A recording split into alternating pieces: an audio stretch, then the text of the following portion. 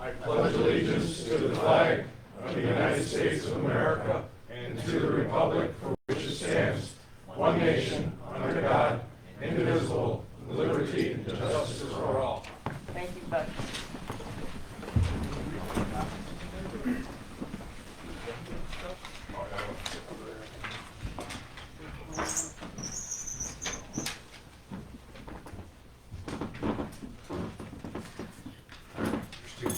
Thank you. Do you need more? I can make. No. Adam, you get to see all my notes. You got it? Take it on your phone. Lori, you just let the record reflect that we have a quorum present. Recorded. Has everyone got a chance to review the minutes from last Yeah. last month's meeting? Yes. Yeah. Any adjustments, anything to change? All right, motion to accept those minutes. Motion made. Second. All those in favor? Aye. Motion carries. Supervisor report, the monthly report. Just kind of some, brought in 14,000 on the A side fund, 21,000 on the B, and those are a little bit higher considering that taxes have been closed. So just kind of some highlights on there. $11,117 we got as a rebate back from National Grid for the heat pumps. And then on the other side, we got $14,206.05, which was actually the franchise fees from Spectrum, which we're having the public hearing on tonight. So that all that was unintentional that it lined up that way, but, but it did. Water District brought in interest, same with the District 5 brought in interest, for a total of $36,678.57, with outgoings of $62,722.78. On the highway fund, we brought in 1,800. We had 49 go out, and then library brought in just over $1,000 with 19,000. Anybody have any questions on those? All right. Motion to accept supervisor's report. Make a motion. Second. All those in favor? Aye.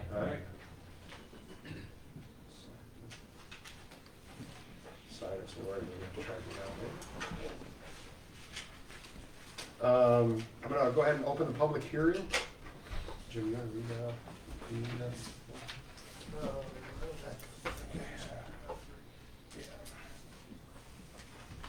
Just one. The resolution, Yeah, I think it's worthwhile. So we're gonna have a public hearing on, for those that didn't know, including myself, we've had an agreement over the last 15 years, a franchise agreement with Spectrum, our charter, whichever one it is now. Charter Communications, Charter. locally known as Spectrum. Yeah, there you go. Yeah, Charter Communications is the parent company. Okay. And so that's up for renewal. There's not really any lift on our part other than the wires are already there. And, we get royalty basically off of that. So we're looking to renew the 15-year, and that was the $14,000 that we collected. And that's, we went back and looked, and that's been kind of pretty close to the annual, between $14,000 and $15,000 a year we get for that. So, I don't know, do you have any? Yeah, so my name is Lauren Kelly. I'm the Director of Government Affairs for Charter Communications, locally known as Spectrum. Supervisor, you pretty much nailed it. I mean, this is really more of a formality.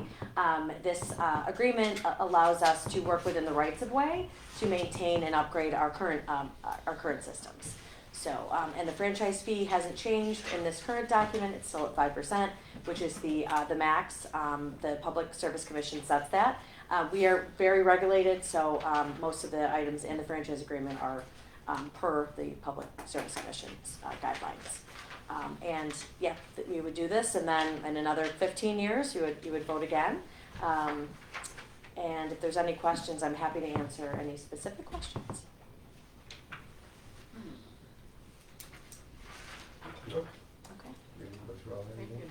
Sure, of course. We have a It's not proposed really resolution. I'm exciting happy to topic. read it if you'd like. It's, Yeah, we can read the resolution, sure. Sure. Leave it open. Is it still So- a public hearing? yes. Can somebody else speak? Is she done? Yeah, I mean, I'll take it, I mean, any questions I'm able to answer. My question is for the board. Sure. Some parts of the town, the electric company has come through and put in new utility poles. Poplar Hill Road is the perfect example of that. And now we have what I would call double poles on the street. It's an eyesore. Some of those poles are falling down. They probably pose a danger. I saw maybe this fall, that somebody started transferring some of the wires over to the new poles, but not all the poles. Spectrum is not the only person using the poles. Correct. I believe Frontier also uses the poles, and they will probably be the most lazy of anybody to do the transfer. But I think that this town board, as a part of this franchise agreement, should set a time limit for Spectrum to get all their wires transferred to new poles, so that we can accelerate the process of cutting down the old ones. We shouldn't have to have that in the town. We just should have one series of poles for all the wires, not one partial set and another partial set. So that's what I'd ask that the town board ask, as part of your franchise agreement, to get Spectrum within some kind of a time limit to transfer all their stuff to the new poles. I'm happy to comment. Sure. I mean, so, I am familiar with the double pole issue. In large part, we are waiting on other providers who are quote unquote like further up on the pole. You mentioned Frontier, Verizon.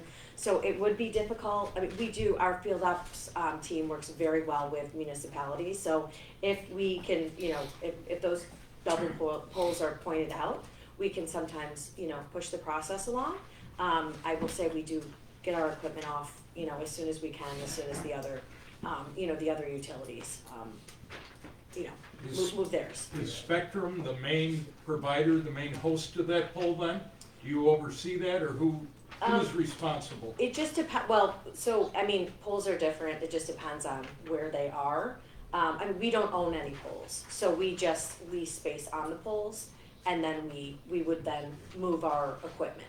So we'd have to kind of get into specifics, but our field operations team would be the party to come and actually physically move the conduit. You know who owns the poles then? It just depends per pole. I mean, if we have a number, I can very easily, It changes sometimes. Yeah. National Grid owns them. National Grid mostly National Grid. Yeah. Yeah, mm-hmm. I know on Bragg Street they've been replacing poles for, what is it, Empire? Fiber optics? Yeah. Sure, they're on there too, yeah, And there's they, some, they've been pulling them, putting new ones in, same time. yeah, it could take a long process, but I mean, I'm happy to look in, I'm happy to give you my card, and there are certain poles we can look All the poles on Poplar Hill Road, every single at. one. Okay, all right, yeah, Yeah, I just think that's personally, because I work in that space, that's a lot of coordination between the utility company to put it all on the Spectrum. mm-hmm, As part of their agreement, I think would be a little bit unfair. yeah, My request is only to make sure that Spectrum takes care of their business, to accelerate the process of getting the rest of the people to get rid of their stuff, okay? I don't think I didn't ask to put the whole onus on Spectrum, so I don't want you to believe that that was what I was trying to do. I'm trying to get them, because they're here right now talking to us, Yeah. to set a time frame, like within 2 years, get your stuff off the old poles, so we can get this stuff out of the town, that's all. I still think there's an inherent problem in that because of the ownership of the poles. There may be reasons that they cannot perform to whatever that level of expectation is that you're asked to set. Well, That's- postpone and find out, Jim. Postpone and find out. There's no rush to do this. We've been waiting for years for them to come back in and renew this franchise program. I don't need to postpone it to find out. I guess what I'm saying, Mark, is that I don't think it can be done in any way that provides the town with any enforcement ability. This is a statutory obligation. We're gonna get paid the 5% we have some ability to change a few things, like the term. We could go with a shorter term than 15 years. They're giving us a maximum amount, they're gonna pay us those gross, percentage of those gross receipts, one way or another. But to suggest that we can enforce a term that is somewhat arbitrary and ambiguous when they can't control whether or not they can perform what you're asking, that's my concern. They don't own the poles, they don't have control over them. What if their timeline is disturbed by the fact that the owner of the pole isn't performing, right? Are we gonna try to hold them responsible for what you've asked us to put in the agreement? If this is a conversation, they don't own any poles, Correct, and they're leasing the pole space. And I can tell not you, from us. I can tell you that right now, they have been going down through, and some of the wires are transferred to the new poles, just not all of them, okay? And if you look at the poles, you have to scratch your head and say, well, why? The wire runs right past the pole, why don't they transfer it like they transferred the one before it? I don't know the details of that, but they are able to do the transfers. They Stop might them be. from doing the transfers. Well, you don't know that, and I don't know that. Yes. I suspect there are other things at play. Why would they move it on one pole and skip the next 3 poles if there wasn't a reason? Because it's harder, because there's more stuff that they gotta move, that's why. Well, nevertheless, They don't want wire. my recommendation wouldn't be to Set a enhance the time limit. agreement with something that we can't enforce. Right. If it was all within their control, sure, I'm all for that, but I don't wanna set you up for having enforcement options that might not be realistic. So if you want me to do it, I'll do it. That's of course your determination. I think the only thing on it tonight, if you can go back to your company and share these concerns. Absolutely. And see if they can expedite some of the movement, Mm-hmm, yeah. if they could, please. Absolutely, we have a team right in this area, and they'll get right out there and take a look, and I'll communicate with you if that's okay, Supervisor. I have a story on Doran Road, up towards the corner. They put a new pole in. The spectrum line was held on to the new pole with a rope for at least 4 months, might even be 6 months, until they finally came through and fixed it. But, I mean, it was just a rope that was holding it up. Frontier still has one like that over on Corby Road as well. It's been like that for years. I've seen power poles held up with a rope before in the middle of nowhere, so. Judge, will you read this now? Sure. Okay, the proposed resolution is resolution number 33 of 2026. In the matter of granting the cable television franchise held by Spectrum Northeast LLC in the Town of Lima, County of Livingston, New York. Whereas an application has been duly made to the Town Board of the Town of Lima, County of Livingston, New York by Spectrum Northeast LLC, an indirect subsidiary of Charter Communications, Inc., a limited liability company organized and existing in good standing under the laws of the state of Delaware, doing business at 95 Methodist Hill Drive, Rochester, New York, 14607, for the approval of a renewal agreement for Charter's cable television franchise for and within the jurisdictional limits of the Town of Lima. Whereas Charter has proposed a franchise renewal agreement, which will bring Charter's cable franchise within the town into conformity with certain provisions of the Federal Cable Communications Policy Act of 1984 as amended, and certain court rulings. And whereas Charter has a term of 15 years for the franchise renewal, commencing with the date of approval by the Public Service Commission, following approval and execution by the town. Whereas the town held a duly noticed public hearing in the Town of Lima, New York on April 7, 2026, 6:30 p.m., and notice of the hearing was published in the town's official newspaper, the Mendon, Honeyway Falls, Lima Sentinel, on March 19, 2026. Now therefore be it resolved that the Town Board of the Town of Lima hereby grants the cable television franchise of Spectrum Northeast LLC in the Town of Lima for the term of 15 years, commencing with the date of approval by the Public Service Commission and expiring 15 years hence, all is set forth in such cable franchise agreement. Be it further resolved that the town supervisor is hereby authorized to execute and deliver such cable franchise agreement to Charter Communications, Inc. Dated April 7th, 2026. We'll leave it open for public comment, well, until we get, however long it takes to get to closing. Let's say, another half hour, if anyone has anything else. Any public comment on any agenda items? Mark? Yes, I do. My name is Mark Petrowski, I live on Poplar Road. I'm providing input on the Jenks Road transmission alternative for water district number 5. Water is life. It is disturbing that we are yet again at a familiar point of argument, so I decided to explore some history. In Mr. Lewis's remarks at the March public meeting, he said how important it was that we think about this Jenks Chase Road alternative. I agree. I've been thinking about non-farming activity in Lima for 35 years. I can't help but observe that we are brainwashed into the notion that water alone is somehow going to turn Lima into Henrietta. This is so far from reality as to almost be not worth challenging, but here we are again, trying to do something that is good for Lima, and we again hear how farming takes top billing. I'm sure by now, all of you have read the comprehensive plan, Lima's comprehensive plan, which I'll refer to as the comprehensive plan, and the agricultural farmland protection plan, which I'll refer to as the ag plan. Neither document tells us to support farming at the expense of everything else. The comprehensive plan has a section on infrastructure which discusses commercial zoning on Route 15A north of the village.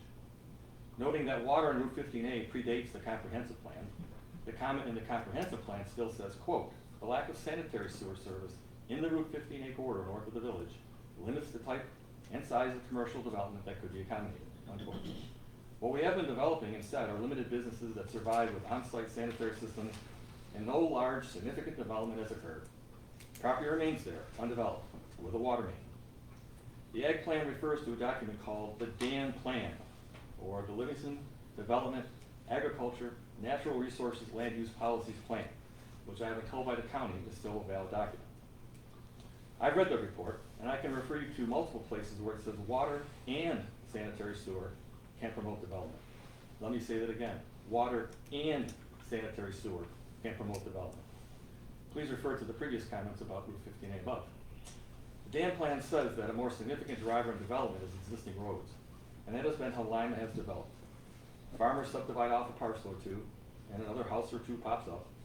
Occasionally a small residential development appears, and that has been the trend since the mid-1800s. Several recommendations came out of the comprehensive plan.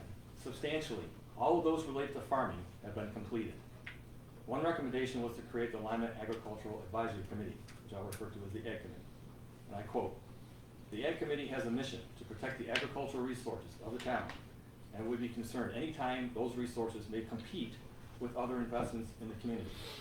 Oh, wait, that sentence isn't in the Ag Plan. It was written by a prominent Lima citizen.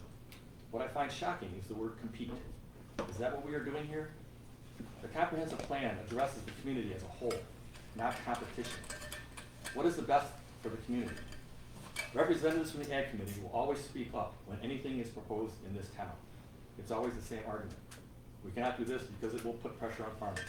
We cannot do that because it will put pressure on farming. We've gone over the top and have started claiming development pressure as a reason for New York State to buy up development rights using millions of our taxpayers' dollars. Look around, people. Where is all this development pressure? Where? Show me. Supposedly exists already, but nothing ever happens. Look at the properties that sold their development rights. I have yet to see non-ag development pressure around even those properties that use the development pressure argument to get money from the state. Again, for those familiar with the comprehensive plan, there was a survey done in 2002 and 2006. Page 35 discusses the 2002 survey results. And I quote, "The 2002 survey confirmed that a majority of residents, 70%, are in favor of additional light industrial development in the town. The locations most preferred for future light industrial development in the town include the Route 15A corridor north of the village to the county line and parcels east of the village on Route 520. 2006 survey results, quote, "According to the 2006 community survey, 87% of respondents, 88% of the village, 86% of the town outside the village, felt the amount of light industrial development was important. A total of 70% of respondents, 73% of the village respondents, 68% from the town outside the village, indicated that Lima should pursue expanding light industrial development. Many of the individual comments supported the need to develop light industrial business in order to provide local jobs and diversify tax base. The survey results for commercial development reflect the same sentiments. See page 38. The unfortunate thing is that after almost 20 years, the recommendations to address the community's desires go unmet and unheard. Where is the Economic Development Committee that strives to fulfill the recommendations of the comprehensive plan? Was the comprehensive plan really just a disguised attempt, a ruse, to promote farming at the expense of all other desires of the community? I guess we know who's winning. On the notion that water alone will cause development pressure, your own eyes can see that it's a myth. Water lines between Lima and Avon, in both Lima and Avon, Elm Street and Lima Roads in Geneseo, very notably the decades-old water main on Route 15A between the village and County Line, amongst numerous other situations, they have not been a magnet for development. I shouldn't have to state what you can see with your own eyes. So I'm throwing down the penalty flag in the farming community. A Jenks Chase Road water transmission main is no attraction to development. All the facts support this position. What the proposed alternative does is provide much better reliability, operations, and maintenance of the Water District 5 system. It avoids contentious water metering issues with the village, since there will be no pass-through water for part of Water District 5.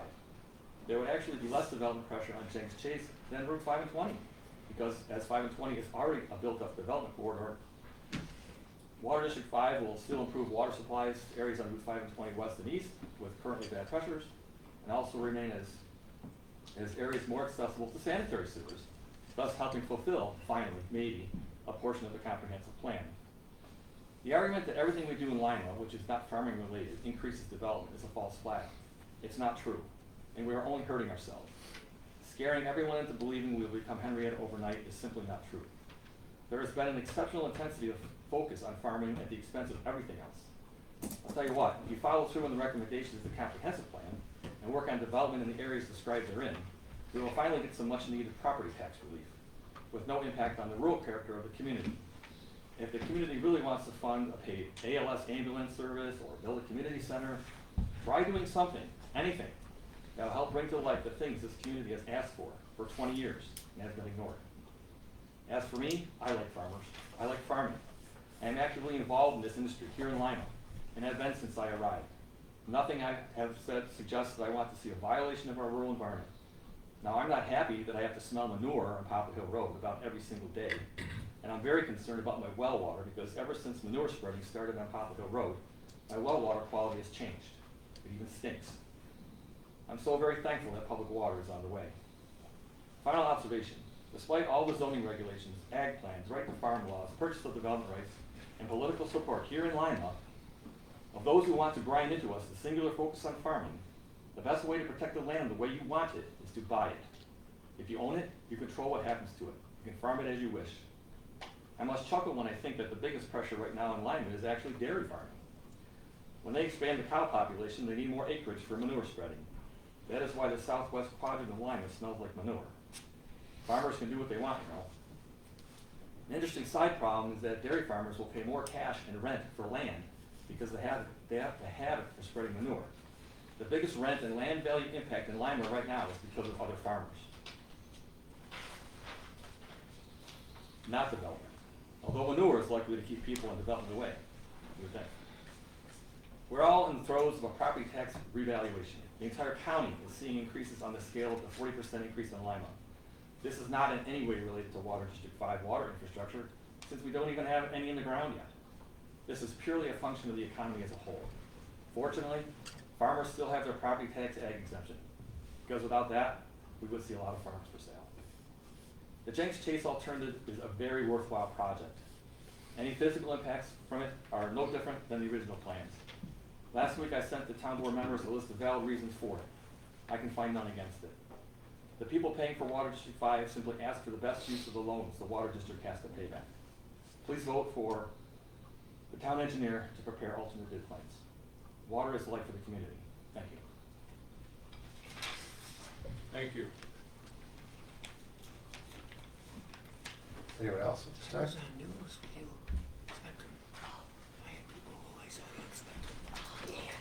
All right. We'll move on. Everyone got the report from Jen? Clerk's report? Yes, you did. Charlie's report is here if you didn't get it in the email. And Sean, you wanna just give us an update on the highway department? Sure. So like a few of you guys know, we had Pest show up earlier this month.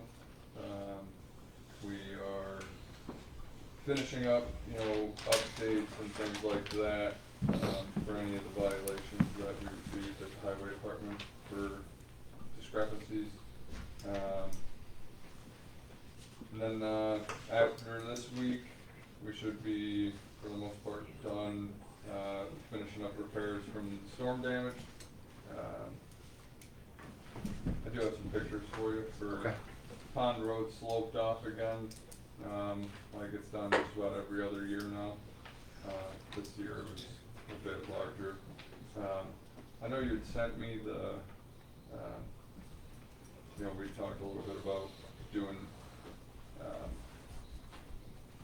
trying to get some money back or Yeah, anything just like if that. the county, Added if the into county's it. able to get it, Yeah. so we're hat in the ring and get anything we can. Yeah, I was out of state on business, but from what I was told, thanks for your quick response.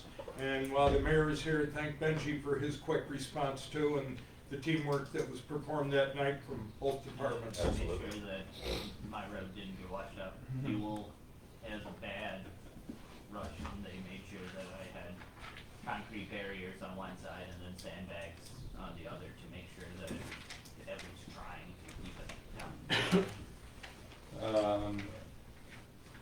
But from that, earlier, the rest of the month, we've, been starting to get prepared for springtime projects and things like that. Then, once the grass starts growing, roadside mowing and things, projects include tree trimming, culvert replacements, driveway culverts installed, ditching, shoulder cutting. And then, last week, I had went to the county, signed for our state reimbursement from plowing, for the month of January. It was like, a little over 53 grand that came back in. So that puts us at like $4,000 above what we had budgeted for income coming back from the state, so. To the positive side. Yeah. Great. Yep, so everything from February and March will be, Gravy. yep. Fantastic. Other than that, not much. Is Ethan still here or is he gone? Ethan, Thursday is his last day. I knew it was coming. Yeah, unfortunately, he has been a lifesaver. And then Colt will return on April 20th.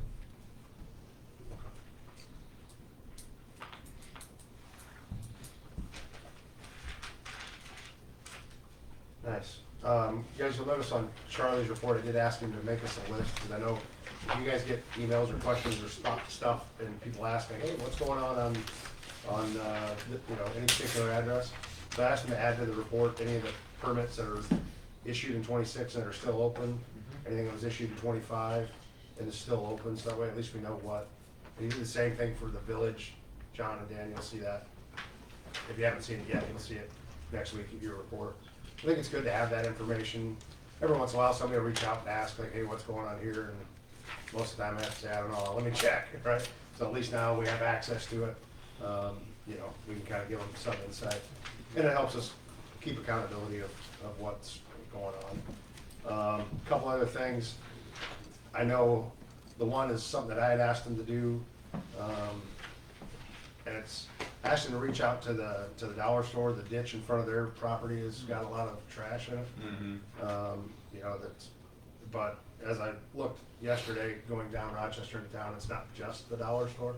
So they're the only ones that got a letter, but, if anybody could look out front there's quite a few plastic bags and things that are gonna plug culverts and not gonna help, with the water drainage problems. So if we could all just, do our part a little bit.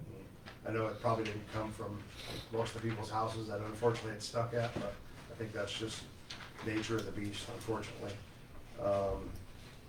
And then, I think it was Ron, he's still got some stuff in here, he's been keeping an eye on those cars on Rochester Street too. So he's got a pretty detailed report in there. Yeah, did you mention anything about like the burnout house up here or anything? Is he? I don't see that in holding here. that guy yet? Yeah, I don't see that in here right now. Yeah, I didn't see it. And then, so it's a little more to it than what we've seen in the past. I think it's good. good Breaks information. it down, all- yeah, all see it. absolutely. Anything as far as committees, I don't know if you guys wanna go through, Ron? Yeah. Yeah, so, again, I reached out to New York State DOT about the Craig, Dorn, 5 and 20 years, section up there. And sent me back a letter, they're gonna come out and evaluate again, whatever that might mean. And I give them my phone number, told them I wanted to meet them, and if Sean or any of the board members wanna be there, if they contact me, I'll be sure and get a hold of you guys. And then, as far as the parks, I'll let Steve go into a little bit more, but, I did get a hold of the Department of Labor, I've talked to Jim about this. They say as long as the 100% private donor to build a community center, and that would include everything, that, it does not have to be under prevailing wage, so that would probably be a good thing. The library, the last meeting, it was a pretty quick meeting, so that was good. They've got a new phone system that they're gonna be starting here at the beginning of April, so it should be in place now. Friends of the Library got a book sale coming up at the end of July, the beginning of August, during the Crossroads Festival. The sidewalk there, you know, where Sean, where they're talking on the corner there where it's kind of broke out. Is there any kind of an epoxy that could just go float over there, clean it up, float it over, and put like some kind of a non-slip in there Possibly, probably. instead of breaking it all out and Yeah. through all that? I'd have to imagine. Yeah. Their circulation is up for books. The charging station has been a great hit. They've hit one car in there. Oh yeah, we got $1.48. I didn't bring that up, I didn't figure anything to celebrate, but we did get $1.48. I figured the one car was It, pretty it was good. us. I know. Video. I knew. Let's see. You know, the one thing I was thinking, I don't know if it's something we have to reach out to the state, but when I came in on 5 and 20 the other day, you know, where the sign is for the library and everything, you know, Get can a we sign. get a little Yep. EV charging station sign that sits on that sign? That's what we talked about. I was gonna bring up some kind of signage there to let people know that there is charging stations there. Yeah. And Brian actually was here earlier, and he used to have an electric car, doesn't anymore, but he still has the app. And in one of those apps, our chase stations are already showing up, so Oh, I gotta reach out. I would think the company that controls it would put that out there, but, you know, so I gotta reach out to them, and I'll see if I can follow up right, right. and get them to make sure they're out on all the, obviously they're on their app, but they're not on the, like, public information ones or whatever. Yeah. You can report it, I'm like, Brian, I don't have that app. Yeah, that would be good to get some more traffic through there. They're concerned, the solar panels that are gonna go on top of the library, they're concerned that, when they put them up there and they fasten them to the roof, maybe not immediately, but over time, leakage that could end up hurting damaging the library, which is a concern. The roof was only put on a short time ago, correct, or Yeah, it's in really good shape. right now? The trees, they're not quite sure when they're trimming them, how much are gonna be trimmed off. And I know there's a dead ash tree, they want that taken down when they do that. Yeah, I've got, actually, if you're available, I just set it up today, but the 16th, I'll get you the time, but we're gonna Okay. do a walkthrough with, them over there, because, Who's doing the trimming? I don't know yet. Oh. Might be John Cates, but it's about all we can afford at this point. But, yeah, I wanna look at what they're talking about, because they're talking about getting all those trees to 60 feet. Right, Or we're not less? sure if Well, it's from the ground up or. I'm not sure if it's from the, you know, because it's the hill, right, so they're already above the panel. Yeah, So if it, you know, I wanna look at it and see exactly what they're talking about, because obviously those are also the trees that shade the roof, right? right. I'm So, not quite are sure we, where they're gonna guard the sun. yeah, right, so, yeah, I get it, you don't want the, I get it from their standpoint, you don't want the shade blocking the panels, but you also want the shade blocking the roof, you know, Keep the library. to keep get the AC bill down, so. Yeah. I wanna look at it. So the 16th, we're gonna do a walkthrough with Okay. Siemens and the solar, is it Liberty Solar, I think? Anyway, whatever the solar contractor is. If they can't be here, Monica was gonna ask them to go out and actually tag the trees that they're talking about. Cause I know there's like a couple of real nice sugar maples there, and I don't wanna top those out. Yeah, and there is one dead Solar ash. panel, they'll never look right. There's one dead ash, it's, Yeah, won't be a big deal to take that yeah, down. exactly. I know Pradeep had sent an email, you've seen it, Yeah. about the flooding in the back there. I know the air conditioner unit looked like he took a picture, maybe the water was up above that, Yeah, so whatever we can do there. And then they discussed personal policy and making revisions on that. That was about the extent of that. The only other thing I'd say about the highway department is, Sean was in front of my house at 11:30, moving calls, cause we had water going over the road there. So, he was finally saying that he was gonna place those calls, go home, get to sleep a couple hours, so he Just get up a little and bit. again. It's back out at 3. Yeah. So thanks a lot, you did a great job. Other than that, I got nothing. alright, Chris? Summer rec, last time I checked in, I had about 200, people that registered for the summer rec program. They're interviewing people for the actual employment. Right. But, our community meetings are on hold until Leah and Adam talk about how we're gonna revamp it. As far as, the cemeteries, I've been asked to take care of a few gopher holes that are around, grave sites of our local founders and, heroes for the 250 event. So, I'm gonna have to figure out how to get rid of gophers, and I'm hoping that it's not Caddyshack. Yes. It's not- Do you want the answer? So, Ron and I can help you with that. and we might need, trimmer Kates to come and trim one of the trees near, a Okay. couple of the Yeah, I saw that. stumps, because, they would like them to be a little trimmed down so people aren't taking branches in the face when they're trying to walk up to the cemetery spots. Yep. Other than that, the 250, Hey, Chris, is going. have you reached out to like the Boy Scouts or Girl Scouts? They probably wouldn't wanna do it, but to help I'm clean going around the to- fences? I'm going to,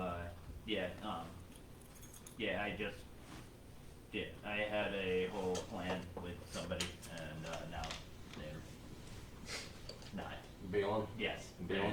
Yeah, Enough so, work. so now I have to take it off, so, Well, maybe Yep. the Boy Scouts or but Girl at the Scouts. same time, between me and John, I think that, we have tools and stuff that we can actually do some of the trimming and make sure that we take care of it, you know? Yeah, good. I have time. Thank you. I think that's about it for my stuff. Okay, to expound on, to help Christopher a little bit here, the cemetery right behind Quickville is just full of limbs right now, all over the place. So I went this morning, reached out to Nathan Malone on Genesee Street and Bob Hockadell.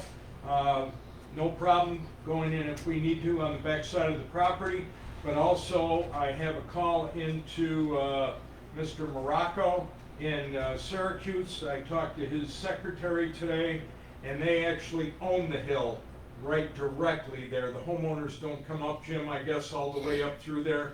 So I thought it'd be good to ask ahead of time for permission, because, and they had, the people there said they used to take care of it, and they haven't in years, but there's vines, and Ronnie and I have looked at it when we were up there mowing last 4th of July, and it needs some help.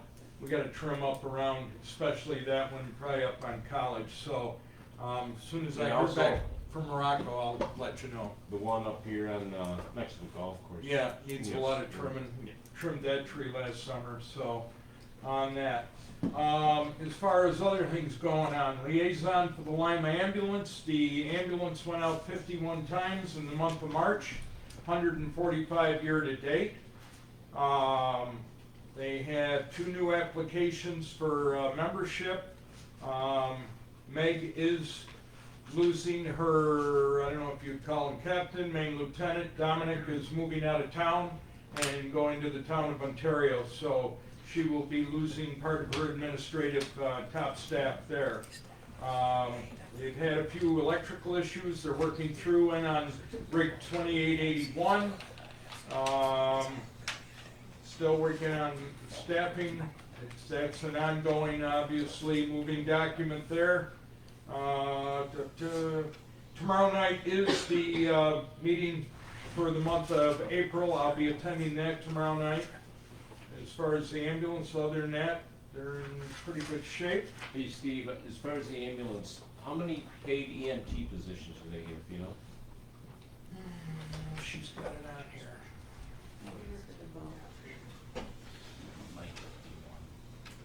Either 1 or 2, I believe he's right. Just a quick breakdown of hours for last month. 483 driver hours, 390 medic hours, a medic and a driver hours, 424.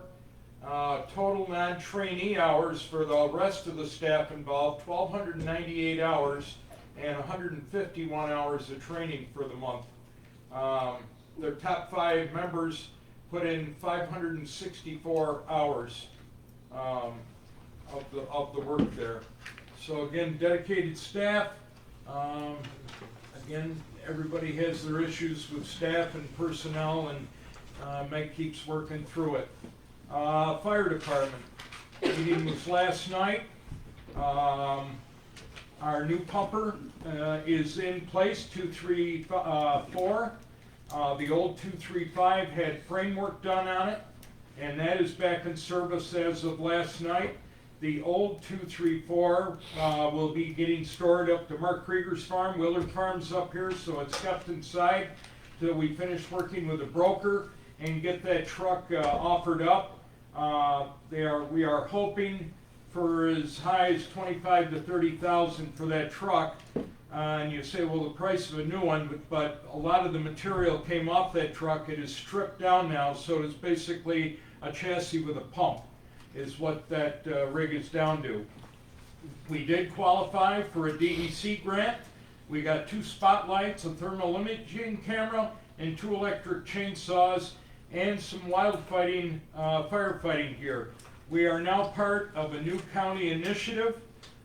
From Springwater to Avon is one wildfire district, and we are, of course, right in the middle of it, so we could be responding all the way from down in the far reaches of Springwater all the way over here into Avon. We have new uniforms have come in. They are being housed in the grass fire truck. 12 shirts. It's basically a shirt and goggle and hat setup. The whole idea with grass fires, which I fought back through the days many, whole idea is not to bog yourself down with our turnout gear and with the heat. You get heat frustration and wipe people out in a hurry. So it's a lighter jacket with goggles and a hard hat, basically, for lack of terms, is what we are using for the wildfires. We are involved with 4 other grants right now. We are changing our accountability tag program. It's going to be a 2-part program with tags. So each firefighter arriving, he has 2 tags on his jacket. Your first tag goes with the pumper or the grass truck or the ladder truck, the truck you rode in on.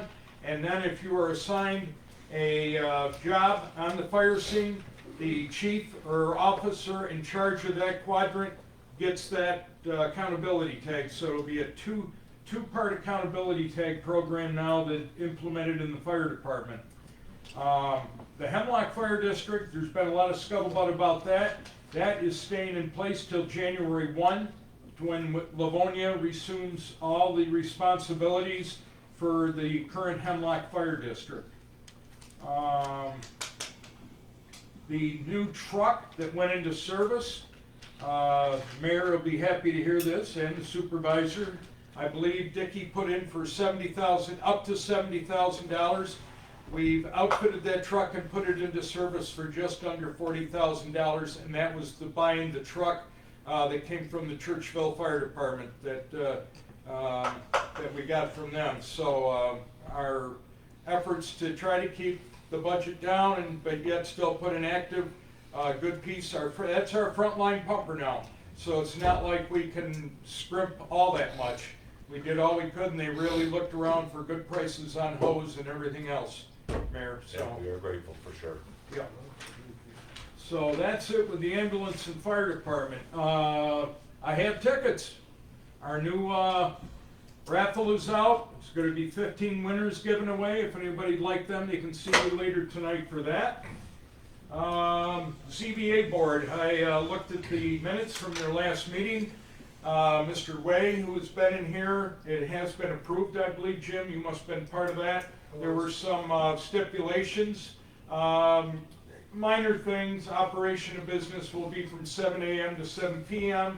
And I'm sure there were some lighting restrictions, maybe if there's anything else. There were a series of 17 or 18 different conditions. But all minor kind of. Minor things. Really, the greatest degree of conversation was about parking vehicles, how many vehicles will be on the property at any given time, between personal vehicles, vehicles that he's working on, and other customer vehicles. He had initially indicated that he thought he really wanted to keep a whole bunch of cars in back as parts cars, which we don't allow here in the town. That constitutes a junkyard. So the ZBA did a good job of working through the discussion with him and reduced it to writing quite nicely. So he's happy, he's ready to go, and hopefully it'll turn out to be a nice addition to the town. Great. As far as the park, we've come through, and as of today, we're about 90% done. I'll pass this around so people can look. The roofs were put on this morning by our crew. They got in there. They look real great. We think, see what you think for yourselves, but long-lasting roofs instead of the wooden cedar shake. The only thing they couldn't do, the 8-sided one up front, the small Jack Tubbs one, is an 8-sided, and thank God for Benji, he had enough sense, he saved the old cupola wooden one, and they're taking it back to Penyan, and in the next few days they are going to make the new one to that form. So that'll be going on probably in the next week or two. I'll get it and probably ask the village or the town, somebody maybe to put that up there if they could for us. But they're finally done, and now we're on to other projects. The other thing is, with the Pumpkin Festival coming up, we have our big seed giveaway coming up May 2nd. And again, if anybody has grandchildren or their own children, if anybody wants to pass these around, please do. We are having a coloring contest to kick it off this year. It's going to be judged by the people coming in from the public that day, and the child that wins is going to be getting $25 cash. So to kick off the Pumpkin Festival and seed giveaway this year. Really nothing more, still trying to get money to look at our pollinator project. That's still probably a ways out. Trying to go after money for that. I think that covers all mine. Thank you. Regarding the courthouse, we're moving forward with collecting quotes and estimates to get the security upgrades done, completed. Jim's putting the RFPs together for us. We're going to try to lump all the security type projects together, and then the more construction based, like windows and doors type things together. So we'll just have the 2 RFPs. Working on getting 3 quotes for each project type. Right now I have Rochester Security Company coming on Friday morning to meet me over here and go over some stuff, and then we've got Doyle Security coming out next Monday to go over some stuff. Left a lot of messages, just waiting to hear back from folks. And when I do, we'll get them in as well.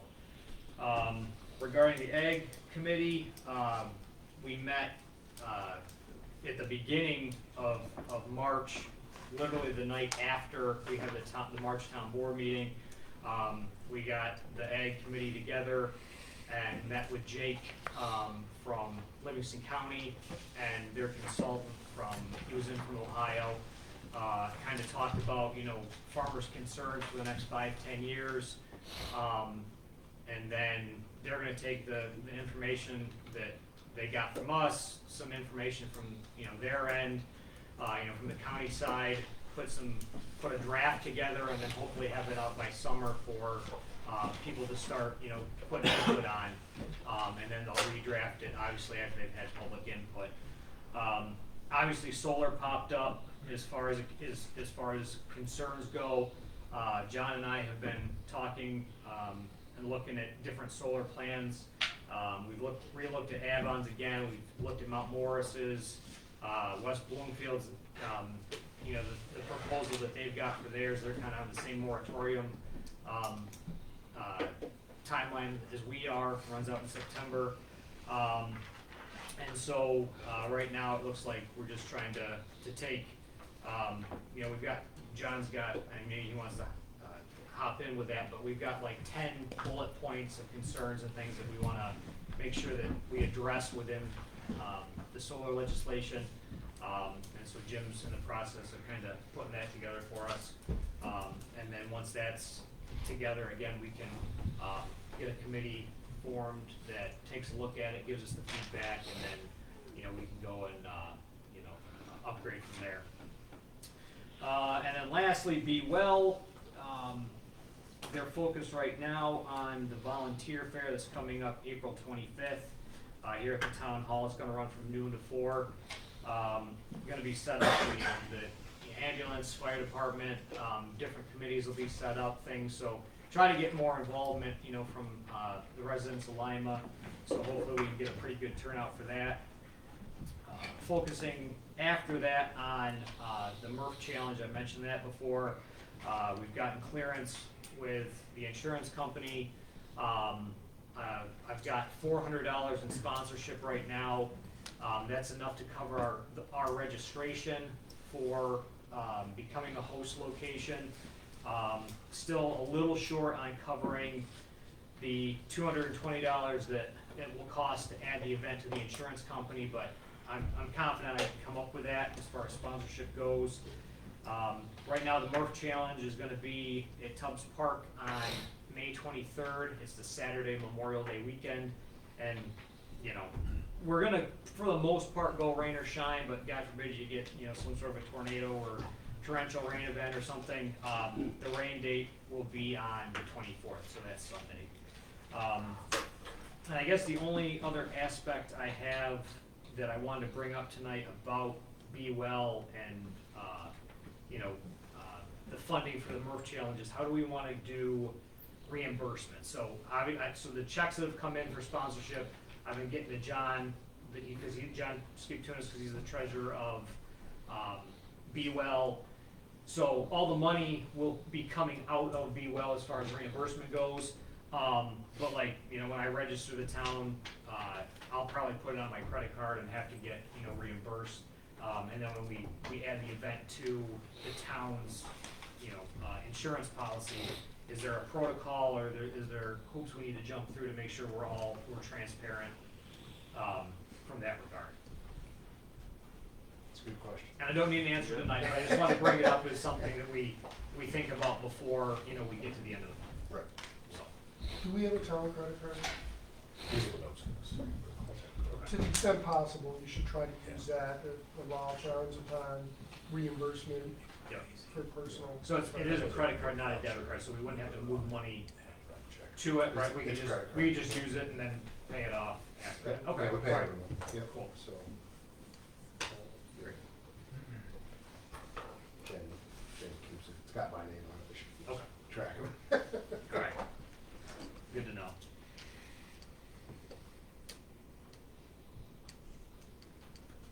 And that covers everything for my, my committees.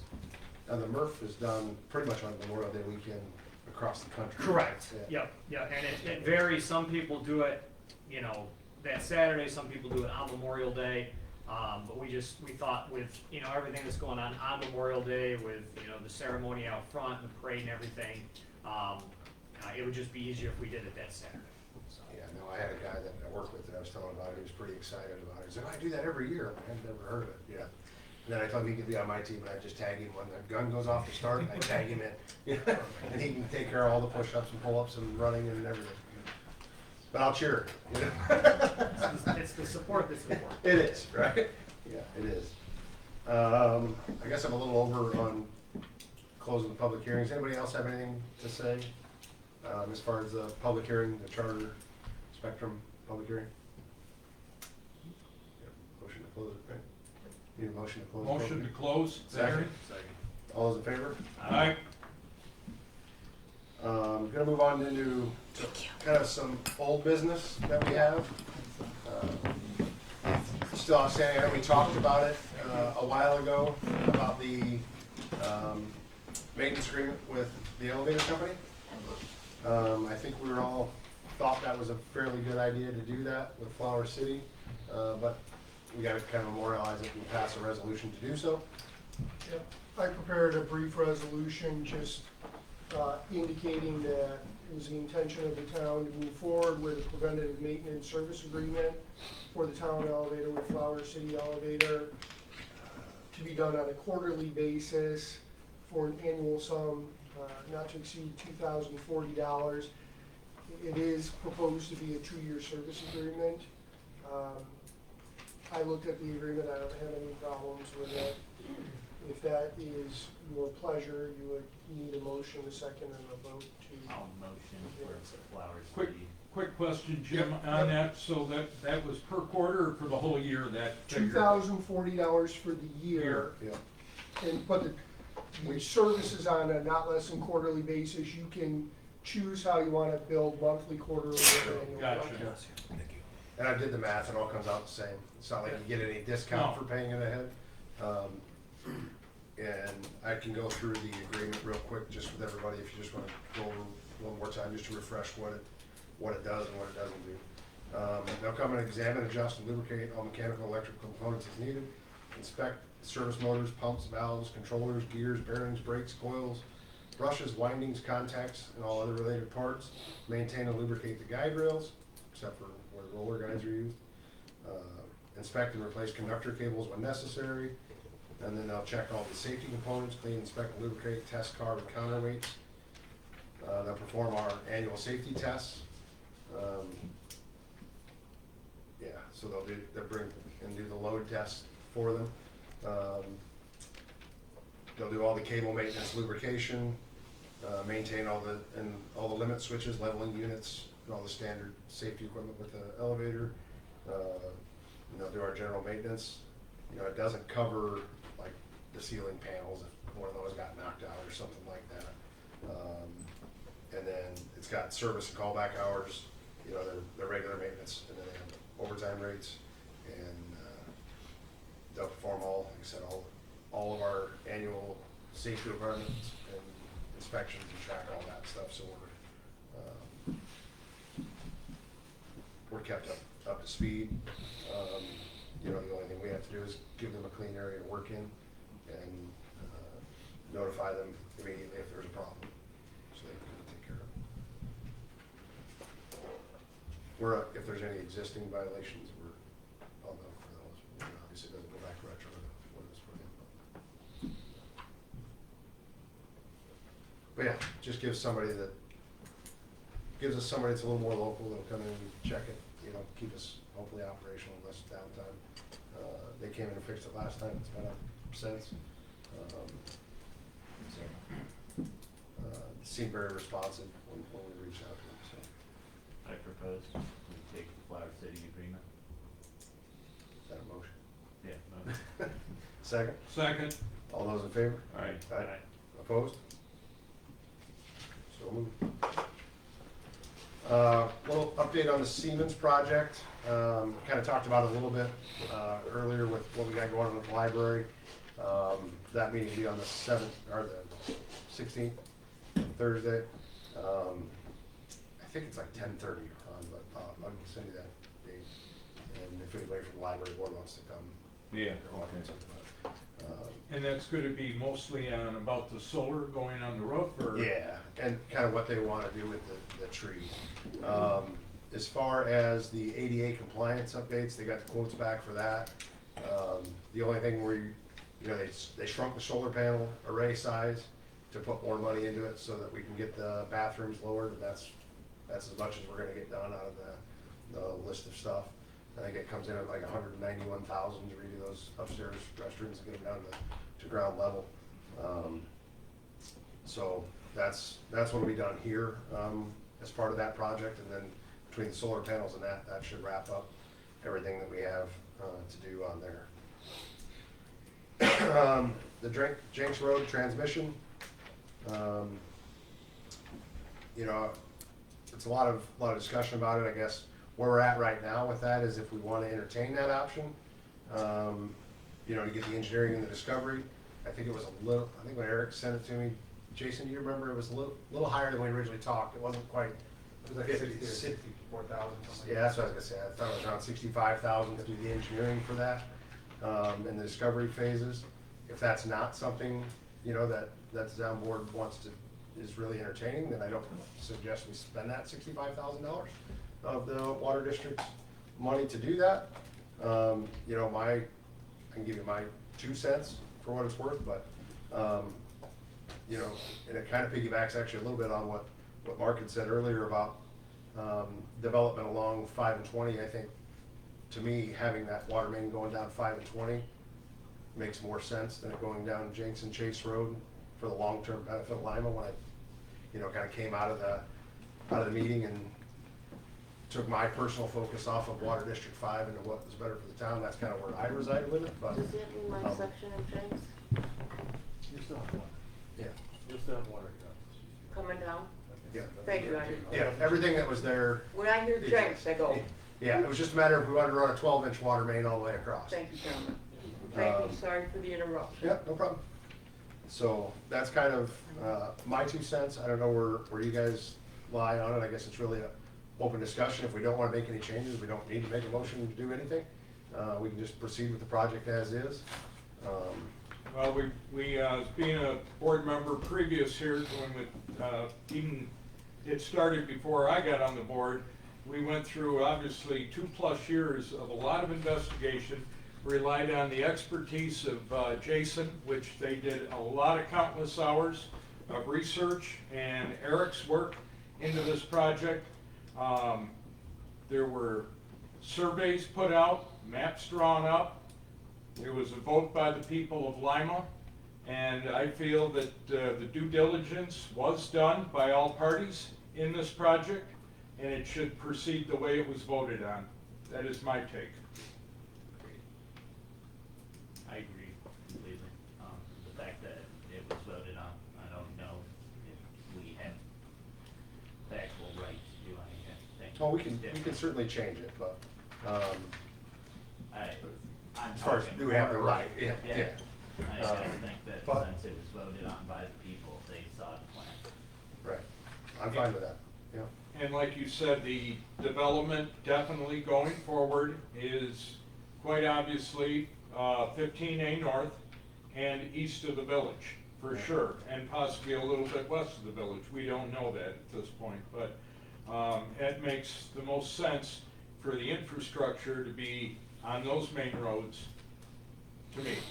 Yeah, I think it kind of And stymies any, in my opinion, stymies any option. And again, We need a long-term appreciating plans. all the research and the figures that were done by Jason and Eric.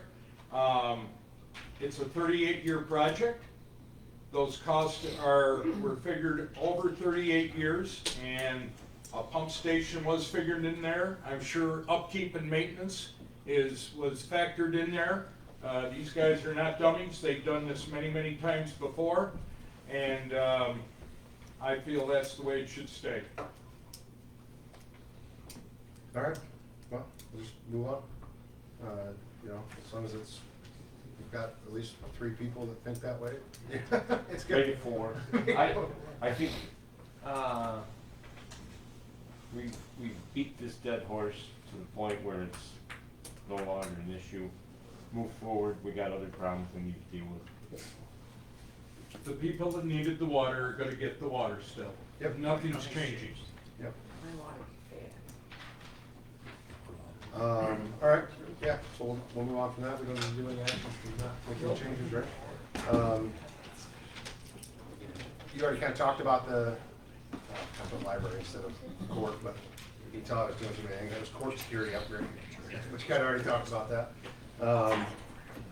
The resource deputy, oh, Steve, I was gonna give these to you, these came in from Hemlock, Illinois, they're for that joint fire department, Yeah. just mentioned earlier. Resource deputy contract, I did find, this, digging through paperwork, that shows kind of a what we had talked about, where you guys thought there was a, change in, the responsibility for that. So I sent that, but it also says I have to renegotiate the percentages each year, so I don't think any of this was necessarily set in stone. So I sent it to the Christian school. I also sent it to Gene Mancuso. At what's on here is a 45-45-10 split instead of 40-40-20, which is the way the contract's written. And Gene actually responded he's fine with the 45-45-10, but that also takes the Christian school would have to also be, and I haven't gotten a response from them. I mean, as a matter of fact, well, I should rephrase it. He said he's fine with 45-45 split. He thinks the resource officer's been a good benefit to the school, but he's also fine if they want to end it too. So that's kind of where. So maybe at our next meeting, we'll have something back from the Christian school. Yep. So I sent it to the last contact that I had, digging back through emails, and so if I don't get anything back, I'll reach back out before our next meeting. I was able to find that, like I said, even though I couldn't find the email that it was necessarily. I found some emails back and forth between the previous supervisor and this group when they negotiated the last agreement, and so anyway, that's kind of where that sits.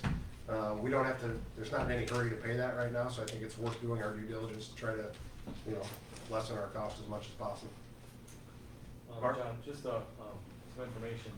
The last time this came up for renewal, we basically twisted Mike's arm to go back to the schools and stuff to make this a 3-year, and we're done, right? And then after that, the schools would pay for the security officer, and town was out of it. Yep. So 2025 was year 1, then it was supposed to be 2026 is year 2, and 2027 is year 3. Appreciate that we negotiate every year, but we thought we had come up with a schedule to buy it down. Yeah, I think this is the schedule. That's it, okay. Yeah, and that's what I found, but in the bodies of those emails, nobody agreed to this entire schedule. Well, but you guys have a vote, right? So if you guys vote for what you wanna do, then Sure. they have to kinda, Well, fall in line. it's 3 people on the agreement, so. I know. Anyone doesn't, ours is the smallest portion, so if the other ones don't carry their share, then the thing goes away. Like, that's really what it boils down to. And The whole that's idea was trouble. to migrate it towards the schools, that the schools be paying the burden, not. Sure, Right. yeah, and that's what it does. It goes from 20% to 10, and then 10 to 5. Right. And I reshared the breakdown with them, and like I said, I think the majority were okay with it. Like HFL schools was fine with it. I think they remembered that conversation. It's just, waiting on the Christian school's response. Because they were the ones that actually put up from what I see in the email chain, they were the ones that put up the thing to renegotiate it every year. So, and I suppose that's their budget. It's probably different, right, than what HFL's is. But, so that's where that sits, and like I said, it's not going anywhere. Doesn't, we don't have to pay it until next year, so we have time to negotiate that, but I just wanted to follow up with everybody and let you know that I did find it, and I am working on it. Steve, you and I talked a little bit earlier about the mowing tractor. You guys didn't get that on trade? No, and talking to Sean earlier today, there are more important things that we need to really keep focusing on, but maybe we get some more money in our coffers going forward, if something comes across, a good deal. Right now, it hasn't happened yet, but I'll keep you informed if we do see anything. I know Ron's been watching too. Yeah, there's stuff coming up. All the time. Perfect. Yep, so we'll scratch that off and that'll be dead in the water for now. That's all I've got as far as old business, unless you guys have anything that I forgot. All right, and then new business, we got resolution 32, pretty standard, resolution. I don't know if you'll read it again, but. Sure, this is a resolution relating to the standard workday reporting requirements for the New York State retirement system. We have to do it for our assessor, and it's for the period January 1st, 26 through December 31st, 2031. So whereas the town assessor is currently a participant in the New York State and local retirement system, and whereas in keeping with the requirements of the New York State and local retirement system, the town is required to periodically submit New York State Form RS 2417-A, standard workday and reporting resolution for elected and appointed officials. And whereas town clerk is prepared Form RS 2417-A and is prepared to post the same as required by law, and thereafter submit the same to the office of New York State Comptroller as required. Now therefore be it resolved that the town board of the town of Lima hereby authorizes the town clerk to post and submit to the office of the New York State Comptroller Form RS 2417-A as it relates to the town assessor for the period of January 1st, 2026 through December 31st, 2031, dated April 7th, 2026. I'll make a motion to accept, Second. resolution 32. Second. All those in favor? Aye. Opposed? Carried. Resolution 33 for tonight is the resolution that Jim read earlier, for the franchise agreement. I do have just one question. It doesn't really affect Spectrum, but with all these other, Mark or somebody else made comment, we have all these other companies in town. Is there any, do we have any agreements with them? Anything that we are gonna benefit from by them coming through here, Jim or John, do you know? Franchise agreements are a little bit unique to what now we think of as cable television. So when it comes to, for example, Frontier Telephone, we didn't have those things. They've never been a part of that industry, and certainly not electric. There are agreements that allow them to work within our right-of-way, and place poles within the town's right-of-way on town roads. Sean deals with those things periodically, but the franchise agreement that pays you is unique to cable television. So it doesn't apply. So don't everybody start streaming. Yeah, it doesn't apply to high-speed internet or, the fiber. We don't see that, so. And it's a 5% payback? 5% of their gross Of gross. receipts, and that's the maximum that the law allows. And what have we averaged, 14 a year? 14, 15,000 a year, depending on, which really for not doing much, lines are already there. And they are losing customer base, but the prices are going up, which has kept it a No. little bit steady. So it has, That's a new business plan. and it has went down a little bit, but, I think it was 15 last year, 14.2 this year, so. But it's been fairly consistent in there over the last 3 years. Yeah. I didn't go back and look at 15 years worth of data, but I did have Jen pull up the last 3 for reference. Okay.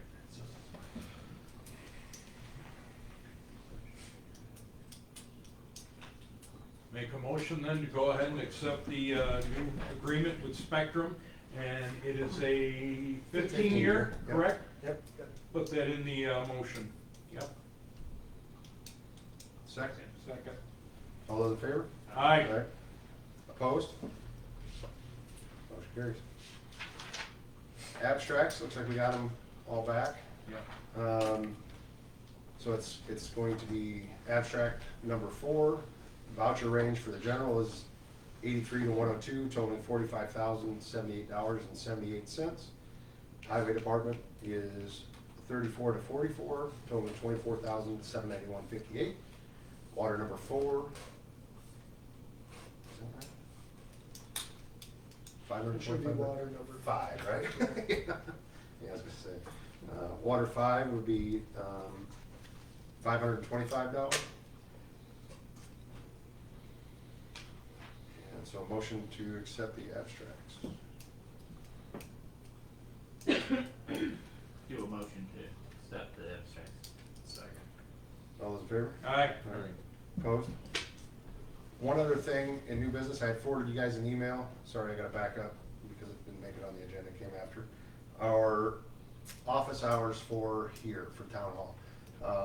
There's been a request from the folks that are working here daily to keep the consistent hours throughout the year. I kind of just assumed they like to have Fridays off in the summer, but I guess not. They would like to keep consistent office hours year round, with the only change being changing Thursday from 12 to 5 instead of 1 to 6. Will that change, any of the timesheet modifications we made, everything would stay the same? Everything would stay the same. Yep, pay cycle would stay the same, it's just, yeah, I thought they liked having the summer hours and having Fridays off, but I guess they'd rather come here on Fridays, and I think if we got somebody in the building 5 days a week instead of 4, Sure. you know, it's a good trade-off, so. If anybody doesn't care, doesn't like it, I'd make a motion to accept, to keep the same office hours year round. Second. All those in favor? Aye. Opposed? Carried.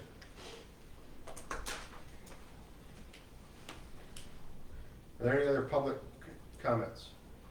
Bill? My basement flooded last week on a Tuesday, and I called 911, and the fire department was out there like 15 minutes. Took them 3 hours to pump the basement out. And I give them a lot of credit. Those guys are great. I gave Steve a little donation to the fire department. We thank you very much. And I interviewed with Spectrum a couple of weeks ago on TV there, and I told them we have the best ambulance and fire department in the whole state. And I just thank the guys and thank Steve for the work he does. But those guys are great. There was one old guy who was real nice, and the other guys were all young guys. So, but Probably Paul Luff, you see Yep. him on the streets. Oh, I know Jack. Paul. Paul is obviously retired from being our zoning officer here from years ago, and it's unbelievable the hours and still the calls he makes during the day. well, the one guy was there that I talked to, Steve. I said to him, my name's Bill Carey. He said, oh, I know, you're a legend. I don't believe that. But that's all right, he made me feel good. But they did great, and thank those guys a lot. Thanks, Bill. To expound just real quick, and I don't keep you all here, but because we do have a good crew, I'm speaking now just for the fire department. Richmond is leaning on us now for tankers. We have been wrote up in their SOPs. We are responding with a tanker now to the town of Richmond. Honey Eye Falls is in dire needs of manpower. And we are now going to be making a lot of their house fire calls, MVA calls with Honey Eye Falls. So I just hope it doesn't burn our guys out, but it goes to show how much they're leaning on the quality of people we have again right now. We really do. And I can't make the call. I'm still working, but I'll tell you, the calls these guys make, it's amazing how quick they're getting here. And again, it's probably the old 80-20 rule. 20% of the guys are putting in 80% of the time. There are others, and it's all dependent on work shifts and everything else. And like I said, we're now the part of a new wildfire task force with East Avon all the way to Springwater. So right now we're recognized as one of the more active and growing fire departments within Livingston County right now. Yes, Mark? Does that come with any kind of compensation to the fire department for providing other towns resources? No. Why not? Well, just like we're relying on East Avon to come on every call that we have pretty much. And then, Well, there's mutual aid, but then if they don't have the resources, then we have to provide the resources. well, this They is don't still even- kind of a mutual aid plan, but it's still mutual aid. We're relying on each other's resources within the area. So like the wildfire thing, Mark, I believe there's 3 districts in Livingston County. So the next one goes from the river all the way over to Leroy and down into York. And then you've got the big one through the hill country, Sparta, Dansville, down and through there. So, again, things change, and they change because of manpower, and you know, things are changing out there as we see. Nature throws a few curveballs at us every so often. And between our highway department and our fire department, we do the best we can to respond to that. Do we know when they're coming? You know, people have come in here, well, what are you gonna do for me? We can't change Earth to speak of. We can't start burning everything up and putting retention ponds on the neighbor's land and everything. We try to deal with it as best as possible. And we all are involved in this situation, not just one person. We're all working together to try to make it better when things do happen. And again, from what I heard, and just being part of it, the big one last year, a lot of people came together, and I'm sure they did this time again too. Like Ron said, you're out there to what, almost midnight, or maybe beyond, working. And every so often you identify a problem area too. We know of some problem areas. And they're trying to work and deal through it too. And a lot of it, unfortunately, is state and federal regulations when it comes to drainage and things like that. It doesn't make it easy on the mayor and the supervisor when stuff, you know, people are, hey, what about me? Well, what about you? We got to work through this. And you hate to say there's red tape, but there is some red tape to work through. And that goes with the fire department too. We can only do so much to help. So, and like I said, thank goodness right now, we've got an outstanding crew. So. Hey Steve, I think someday we're gonna have to probably look at paid firemen and paid ambulance because, and I think that's a good idea eventually because that's the way it's gonna be. And if my taxes have to go up to do that, it's worth the money. No bullshit aside, my parents, your generation, were the most giving people coming back from World War I, World War II, and the Korean War. And that's been documented time after time after time again. And a lot of us, that has been instilled into us. And now, okay, you know, I'm not going to include all you, but Ron and I, maybe Jim, Ron, you'd probably be mad at me for saying this, but we're starting to be the old guys now. And hopefully we can instill it into our kids and our grandkids, and a few of them will carry on and do what you guys have done for years. Yeah, thank you. He's got it right there. Go ahead. Parenting. Parenting, Thank thank you. Yep. I want to go back to the water.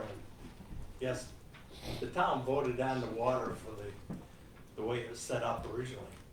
But we didn't know about the other option, going through Jinx and chasing around. That wasn't like we had a choice to vote on either one. You know, it was, here it is, vote on it. Now we come up with, oh, here's another way that we could go that might be better in the long run. Is that something we need to re-vote on? Or is it too late because everybody on the board said, yep, okay, we're good with the way it is? Right or wrong, I'm just asking. You want to answer that one? From a legal standpoint? Well, you don't want to go backwards on the district formation. So the referendum vote that took place, a special proposition, that was to form the district based on a pretty set plan. There is a legal ability to deviate from that plan if it makes sense, so long as you stay within the parameters of cost, maximum cost for the project, and maximum annual expenditure to the typical dwelling unit. Whether or not it makes sense to utilize funds to explore that other option is really, at this point, up to the board, not up to the people in the district. We can't really bring it before the members of the district without going through that process again, which you don't want to do. Or do we? Spent 2 years plus trying to come up with just a vote. Well, the point is you're gonna spend a whole lot more time, and you don't want to find yourself in a situation where you compromise your funding stream either, right? You know, you don't have an indefinite amount of time to advance these projects. So you have to continue to show the funding agencies that you're moving forward and you continue to be a viable project. If you go back to district formation, which is step one, you're 2 years out, or a year and a half before you're where you are now anyway. And that's if you don't have any problems. Makes sense. I wish Jason was still here. I was gonna ask, I know back asking, and we did, we asked a lot of questions over 2+ years and trying to make sure this was right and fair for everybody.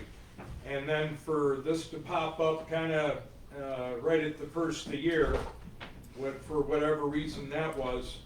But, I guess where I'm going, we did do the homework. We had the professionals tell us what was gonna be the best way to go to form that water district. And it was put forward to the people. And it was voted on, thank goodness, and people had their say one way or the other. And it passed. Well, I will interject. The initial vote to run Water District 5 was put to the board to vote on. Myself and Steve put it back to the public to vote on, and thankfully Mark, what was Mark's name? Witt, was it Witt? Mark Britt. Brett. Brett. He did his due diligence, went around and got all kinds of signatures. So, he had, this should have been brought up way back at that point, and it wasn't. I think going forward, we've made the right move, keep it as is, and keep the thing moving forward. People want water, they voted for it, and they're gonna get it. And I I think the believe engineers a couple of weeks ago indicate that you could include this option in the contract document.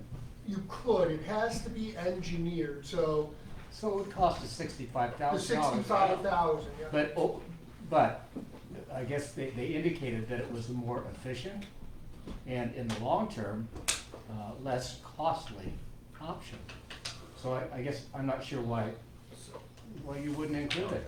So I think, and please, I don't want to speak for any other board members, but the gist that I'm getting from the conversation we've had up here tonight is that we're looking at long-term for the town, right? We got roughly 4,400 residents in the town of Lima.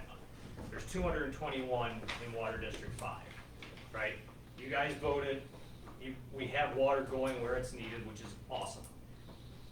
But when you look at where development might pop up, right, you want it in your main highway quadrants, right? Like your 15A north, 5 and 20 west. And the plan as it sits right now runs water out 5 and 20 east, right?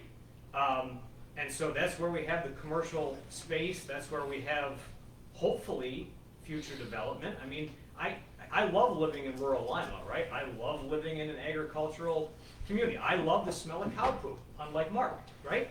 Because I know I can look out my window and I can't see my neighbor bathing, you know what I mean? Or standing at the kitchen sink. But I'm not against development, right? I mean, let's be honest, we need the business to come in, right? To help offset our tax burden.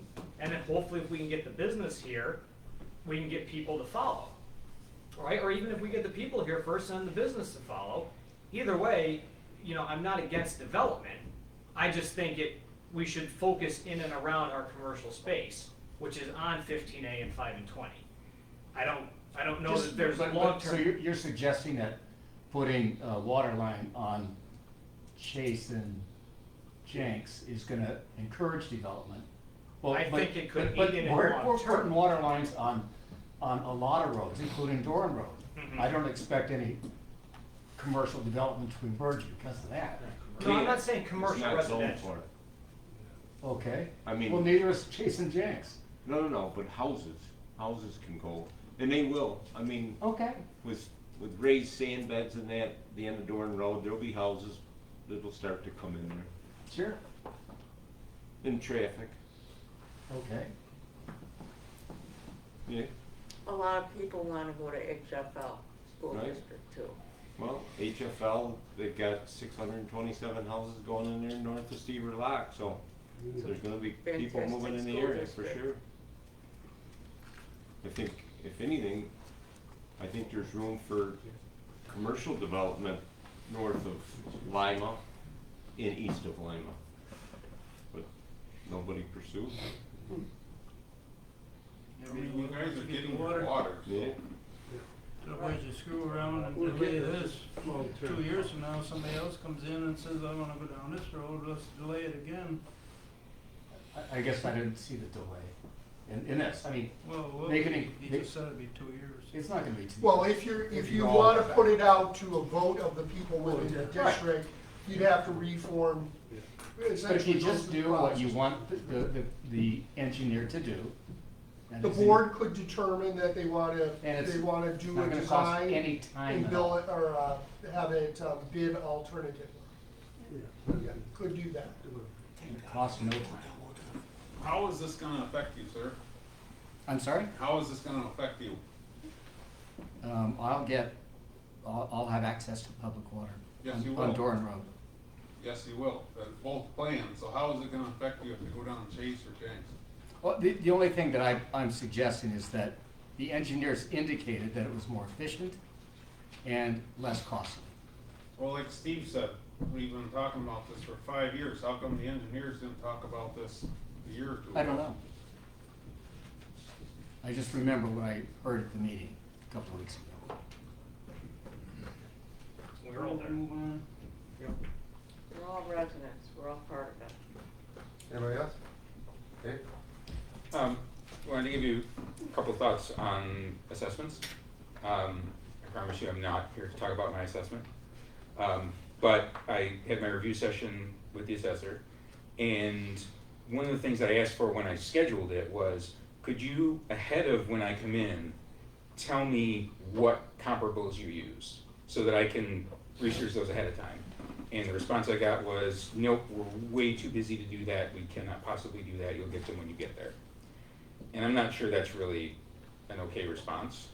I know that, I believe the assessor is responsible for at least 2 other towns, maybe more, I'm not sure. So. Avon and Caledonia, Yeah. that is correct. Yep. So perhaps it's time to consider if they're that busy, and obviously they have the same deadlines for all the towns in the course of doing this, maybe it makes sense to say, if our assessor is working on other towns, that we offset by a year. And they can just work on Lima whatever year and not be on the exact same schedule as the rest of the county, but still staying on a 4-year cycle or whatever it is. The school districts won't let that happen. Yeah, some of it is also from the county. as Well, far as getting the- so the school district is another interesting thought that you brought up, because we share the school district tax base with the town of Mendon. And Mendon has the second oldest assessments in Monroe County. They had, last time they did it was either 2017 or 2018.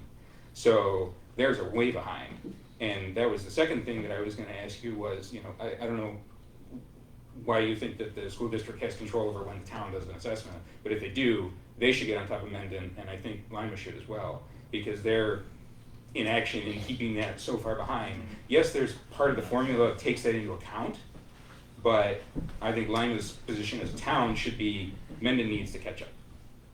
I'm just saying that there's a way that the school districts look at the distribution of tax levy responsibility. And so if Yeah. the tax base is not balanced, then it's easy for one district to get whacked and the other one not.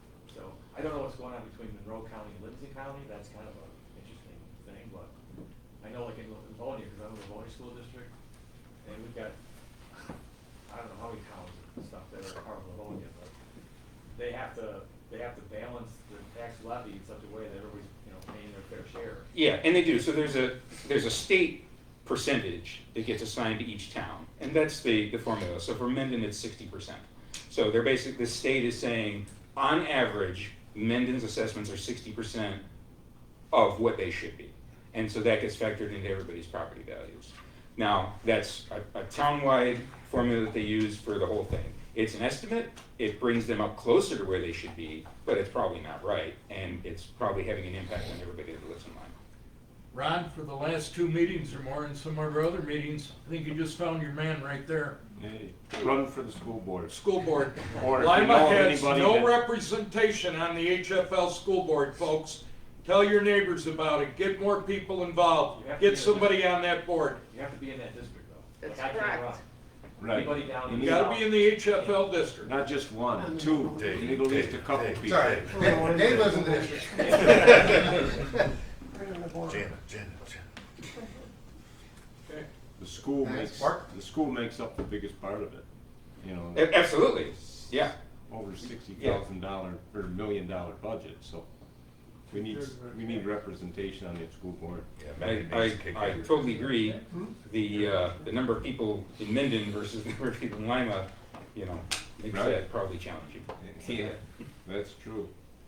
A couple of things. One is, did the town start the audit yet? Yes. And is it projected to be complete by a certain point? Will it be made available to all the public? I know they're gonna be in the building the week of the 20th, Okay. so. Will they make the results available to the public? They'll present them to the town board when the audit's completed. It's gonna take a little while, but then they will be, they'll be available to the public. Like a report or something? Yeah. Okay. And that's the same firm you and I agreed on getting Mark right, we're still working. Yeah, whoever you guys hired in last year. I hope so. Yeah, whoever was hired previously. I'm letting you know about a problem that I ran into with my solar panels on the roof, which is something you might wanna check. I don't know what kind of roof is on the library, but my roof is leaking now. Apparently, what the roofing contractors are telling me is that if I would've known I was gonna put a solar panel on the roof, I should've put ice and water shield on the whole roof section. And all I had was tar paper and asphalt shingles.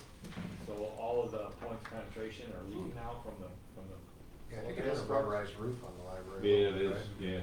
So if somebody knows roofing, I suggest that you check to make sure that when they poke the holes through the roof and supports, they reseal. I guess the ice and water shield will do that. But if you don't have that kind of material, it might end up springing 100 weeks, whatever. I'm interested in the site visit at Bragg and Doran there. I think you need some engineering support to go there to kind of talk with the DOT on the same level. The problem there is in my view, is site distance, and they're gonna say the site distance is available. I think they should be doing the site distance at a 70-mile-an-hour speed instead of at a 55-mile-an-hour speed. Fair. Because people are speeding through there. Yeah. And the other thing that I think should be suggested is, you got those flashing yellow lights which are hanging there. It's very unlikely that the state's gonna do anything, to be honest with you. But if you get them to do something incremental, it will help. If you drive down 5 and 20 going east, for a while, if you're looking in the distance, you can see those yellow flashing lights. But as soon as you get to that little knob in front of the yellow house property there. Rodriguez. Rodriguez, you lose those lights. And then all of a sudden, when you crest the hill, they're there. If they could raise those lights high enough to see them once you come to that crest, before you come to that crest, that might help a lot. When I talked to him, his name's, Matt Orvick. I don't know if he's the one himself coming out, but I told him, I go, when you come out there, again, I reiterated I wanted to be called.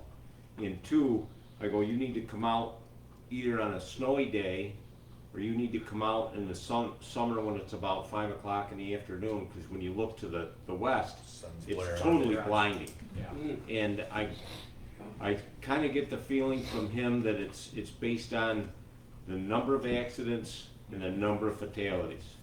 And I go, that's pretty sad considering the state whizzes money away like on So nonsense. that's why I'm suggesting, if you get them to do something incremental, it doesn't cost a lot of money, they might do it. Right, well, he did say that while we were out there a while ago and we put up some additional signage and stuff, and I go, yeah, and we've had bad accidents since you've done it, so really what you did didn't really amount to much. Well, the last time they claimed that the issue was heading west, actually, believe it or not. I found that hard to believe, especially what Mark just said. But, Right.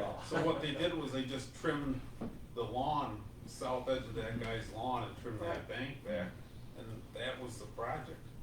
Yeah, oh, they put the. They didn't do distance- anything for heading east. They might No. have been saying, if somebody's sitting there waiting, looking to go across the intersection, They can't see, said the right? traffic coming from Bloomfield is the problem, and then they turn on the Bragg or they turn down Dorn. They need to come out Dorn Road, go on to Yeah.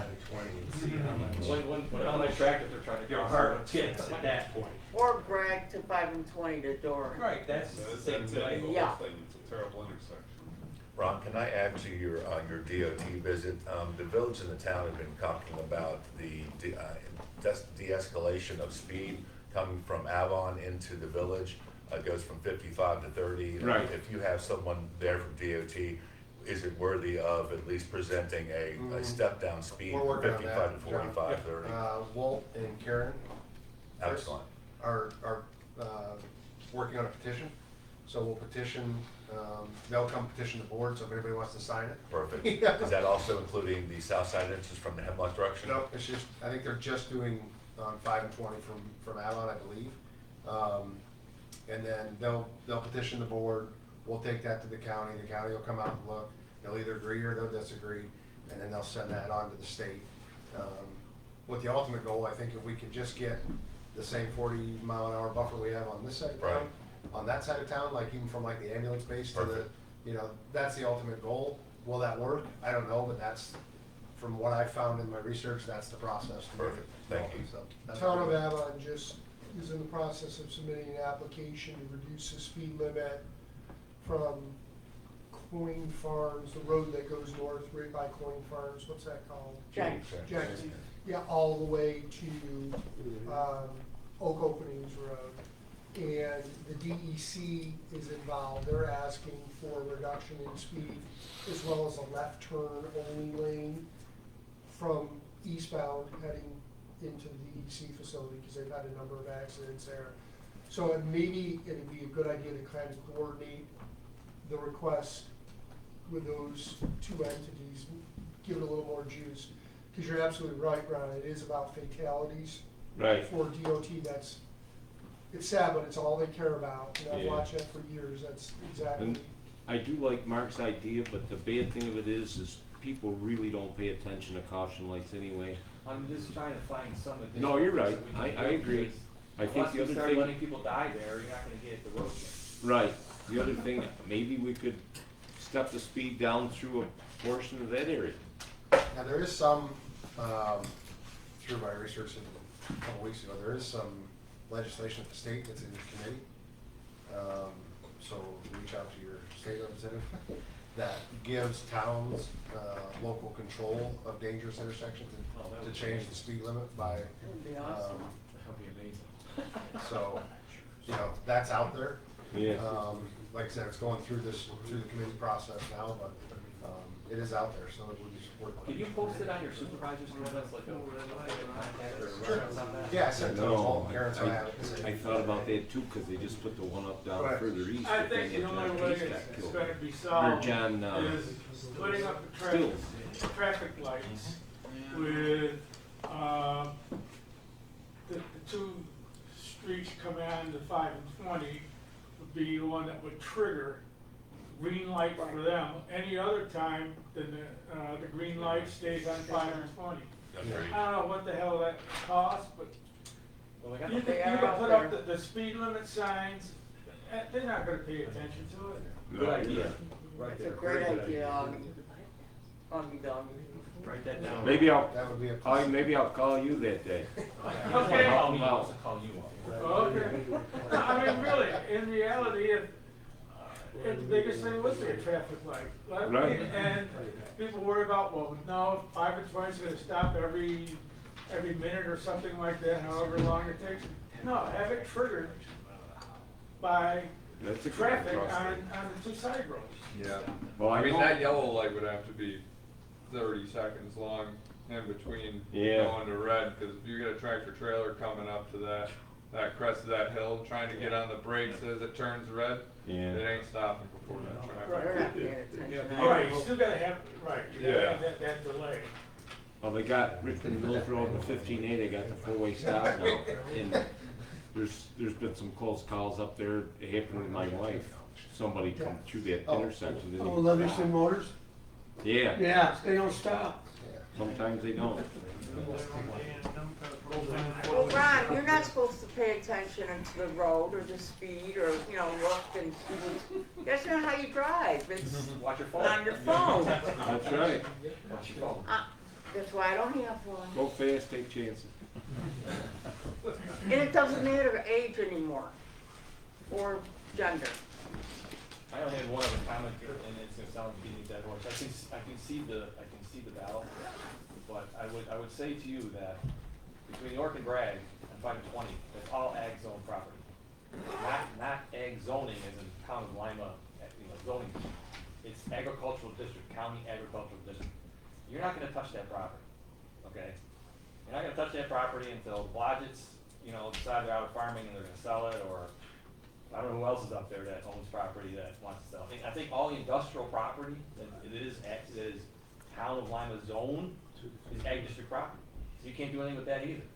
So you're not gonna be able to encourage development as you suggested in the 5 and 20 corridor because you can't touch the property, right? The only thing you can touch is between literally York and the village because that's where there is no ag district, county ag district property. So Mark, just so you're aware. you do have potential just past the mower. That is, the Garling property has years ago was done into commercial property, I believe. There's no commercial zoning on 5 and 20 to the east. Industrial. There's only industrial. Or industrial, industrial. Same thing, only different. No, that's not the way our zoning. Oh, I works. got it. No, it isn't. Thank you. Thank you. Adjourn? Motion to adjourn? Motion to adjourn. Second. All in favor? Aye. Aye.